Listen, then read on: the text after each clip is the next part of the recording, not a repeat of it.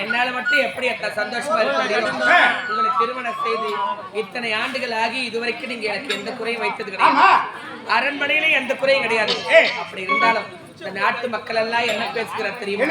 இத போகிறாளே நாட்டு மகாராணி, இவ குழந்தை இல்லாத மலடி, அவ கையினால் உணவு கூட வாங்கி சாப்பிடக்கூடாது, அவள் உண்பது உணவா அது புழுகு என்றோ, நான் அருந்துவது தண்ணீரா, உதிரம் என்றோ ஒவ்வொரு வார்த்தையை சொல்லால் சுடுகிறார் அத்தான்.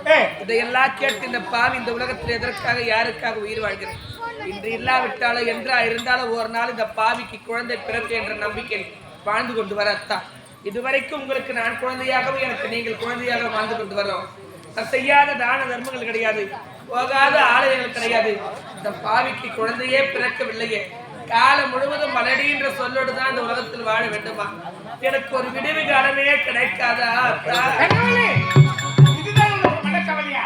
எனக்கு மட்டுமில்லையே அந்த கவலை. கனகவல்லி, கவலைப்பட வேண்டாம். என்றாவது ஒரு நாள் அந்த ஆண்டவன் நமக்கு என்ன கண்டில் இருக்க மாட்டாரா?